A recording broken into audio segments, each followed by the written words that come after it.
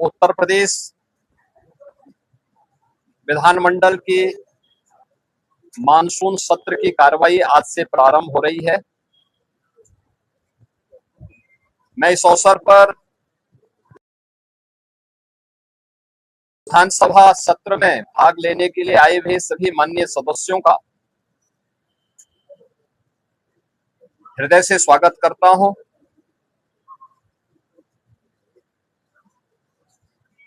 यह सत्र हमारे लिए अत्यंत महत्वपूर्ण सत्र है। वैसे भी विधायिका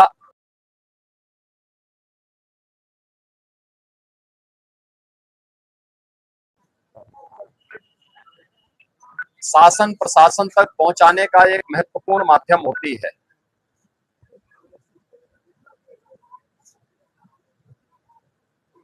गरीब, किसान, युवा और महिला,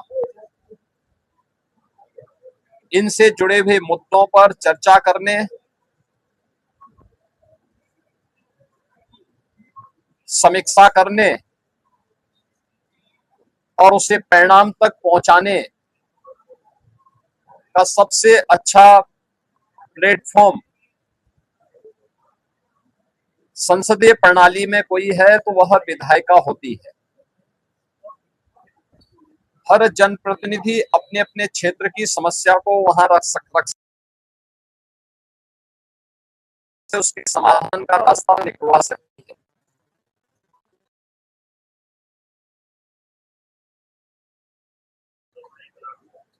यह बीजेपी के नेतृत्व में चलने वाली एनडीए सरकार की सदैव से प्राथमिकता रही है और डबल इंजन की सरकार इसके लिए पूरी प्रतिबद्धता के साथ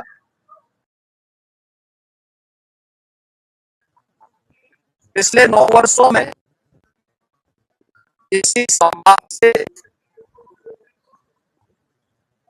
जनप्रतिनिधियों के द्वारा उठाए गए मुद्दों की समीक्षा करने के उपरांत बनी हुई योजनाओं के माध्यम से ही हम प्रदेश में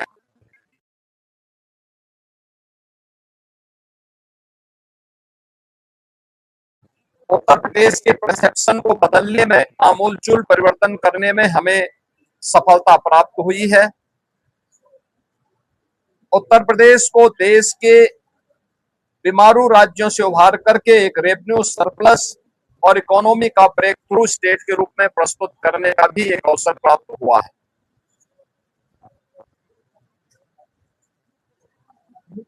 सदन के समय का बेहतर उपयोग हो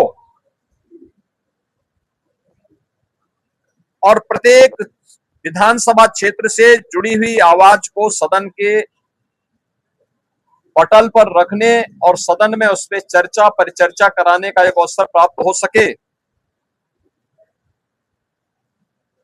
मैंने कल दलीय नेताओं की बैठक में भी और समय समय पर भी सभी माननीय सदस्यों से इस बारे में आग्रह किया है।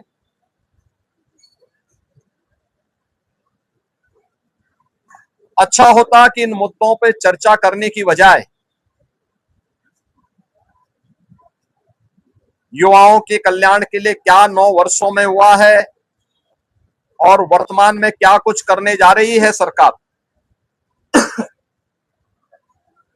आधी आबादी महिलाओं के सुरक्षा, उनके स्वावलंबन और उनके सम्मान के लिए क्या 9 वर्ष में क्या है और आगे क्या करने जा रही है। अन्नदाता किसानों के जीवन में परिवर्तन लाने और उनके चेहरे पर खुशहाली लाने के लिए क्या कदम उठाए गए हैं। इन सभी मुद्दों को लेने के साथ ही गरीबों के कल्याण के लिए वेलफेयर स्कीम ने, डबल इंजन की सरकार ने पिछले 9 वर्ष के अंदर 6 करोड़ से अधिक गरीबों को गरीबी रेखा से उभार करके एक मध्यम वर्गीय श्रेणी में ला करके उनके जीवन में परिवर्तन लाने का प्रयास किया है। उस परिवर्तन का केंद्र बिंदु हमारी विधायिका है। यहां नीतियां बनती हैं, उससे पहले चर्चा पर चर्चा होती है,